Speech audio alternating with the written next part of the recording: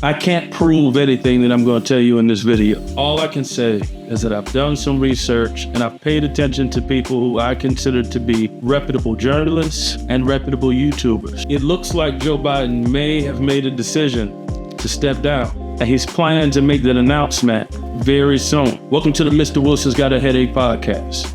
I'm your host, Dennis DeMess. Check this out. Lawmakers who say that polling numbers show if they're not going to do well if Biden is at the top of the ticket. Here are all those particular names. Now, they're all basing this off of the performance in the debate on June 27th. But here's what's interesting. Democrats have spent more time in the last 20 days tearing Biden down than they have Trump. In fact, Republicans have been relatively quiet because the Democrats are doing all of their work. So let's go back to this particular poll that was taken. Go to my iPad. So this was released to Politico today. And so it's from this group called Blue Labs. Now, I want y'all to understand what's going on here. In this particular poll they did, or assessment, you see here where they say they interviewed 15,000 voters across 7 battleground states between July 5th and July 12th, okay? Says their goal. We're looking for voters whose behaviors change depending on who the Democratic candidate is, okay? Now, these are their top line findings. Alternative Democratic candidates run ahead of President Biden by an average of 3 points across the battleground states. Nearly every Democrat performs better than the president. But here's the critical line. This includes Vice President Harris, who runs better than the president. There's been a lot of talk by Democratic strategists and left-leaning media stating that Kamala Harris would be the only candidate that could use the existing funds from the Joe Biden campaign. A lot of people thought it was the best idea to use her.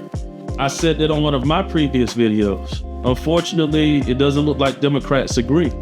Young voters, independents, and those who haven't voted since at least 2020 are most likely to increase support for the Democrat with an alternative candidate.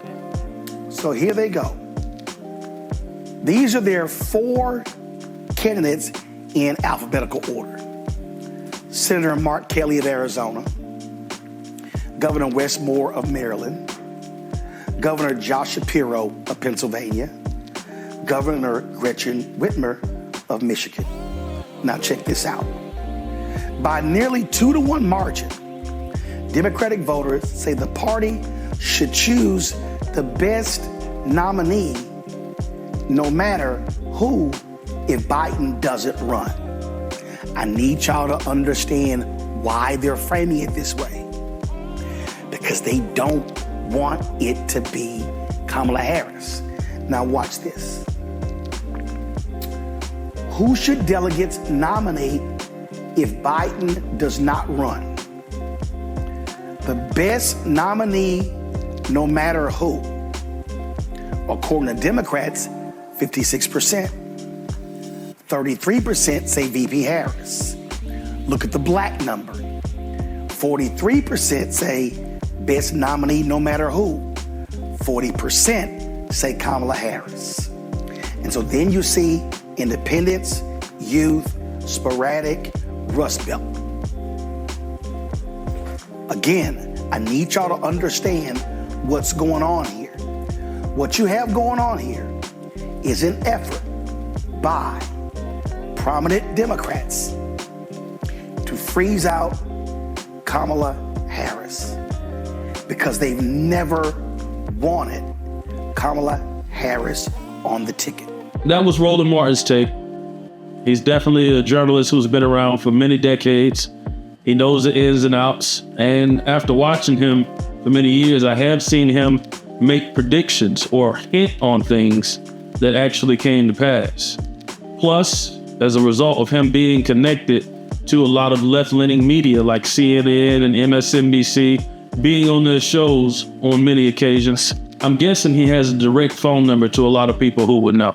Now, looking at that graph, you can see that the strongest support that Kamala Harris has is from the Black community.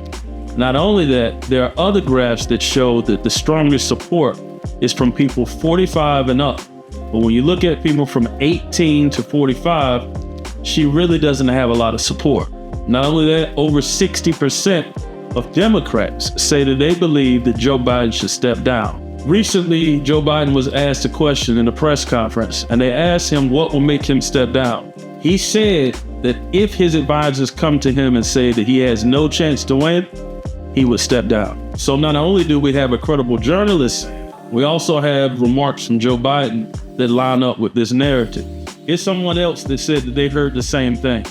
Hey, this is breaking news. Apparently, Joe Biden has made the decision to withdraw. He has told campaign officials that he has decided to withdraw, and an official announcement will come as early as Sunday. But rather than announcing Kamala Harris as a replacement, and rather than resigning from the office of president to automatically bestow that power to Kamala, making her the first female president, instead, it looks like what the Democratic Party is going to do is hold the first brokered Democratic National Convention since the 1950s, which would allow multiple different Democratic contenders to compete for the position so they can either presumably debate or advertise or argue or whatever to actually fight for the Democratic nomination in August. This means it's entirely possible we could be going through a whole unscripted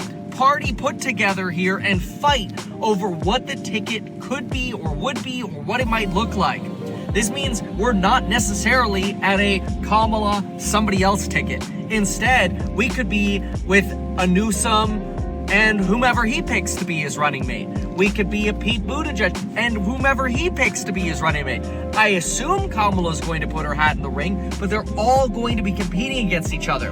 And honestly, to this I have to say, yes, Democrats. Finally, let the people within the party have some say, rather than the system, the deep state, the background of the Democratic Party assigning who should be responsible.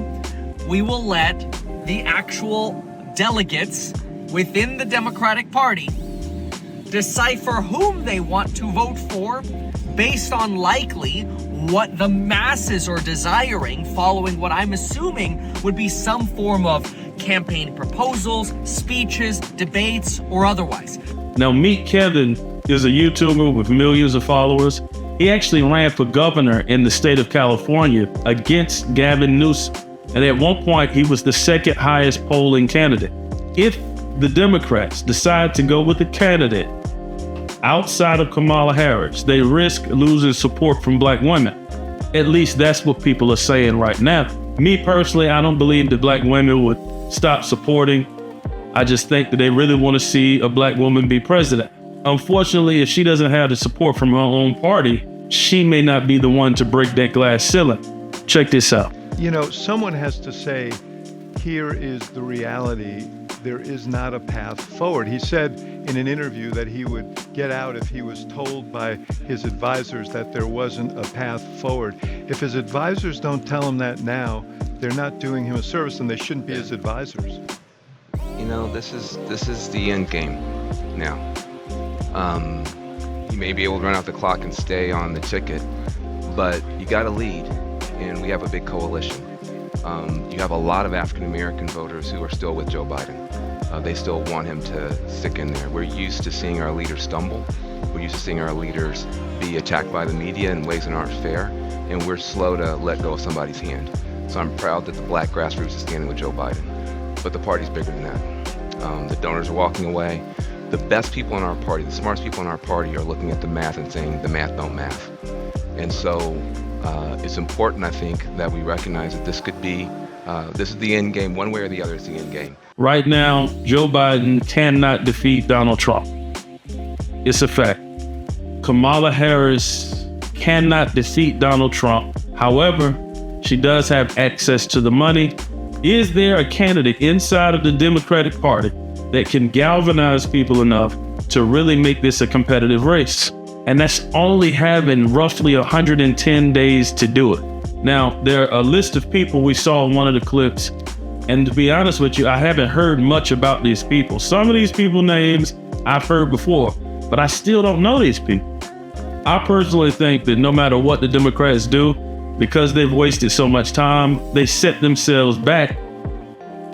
And Donald Trump is having historic moments. We are literally living through a time in history that our grandchildren will ask us about. We won't have to tell them. They'll come to us and ask us about this time. Wars in Ukraine, Hamas closing down shipping lanes, Israel, and the horrific things that happen to them and the horrific things that they're returning in kind. I would never put my party loyalty over the best option. And I know a lot of people don't agree with that. Most people literally go along to get along. I'm not one of those people. But the question is, what do you think about these potential wars? Which person do you think would demand enough respect to at least hold them off? I definitely don't want to use the Democratic model. And when I say that, what I mean is hesitation, not making decisions at the right time to avoid disaster, as we see the Democratic Party has done with this election. That's what I think about it. I definitely want to know what you think about it. As always, the comment section is wide open. Like, share, comment, and subscribe. I'll see you on the next video.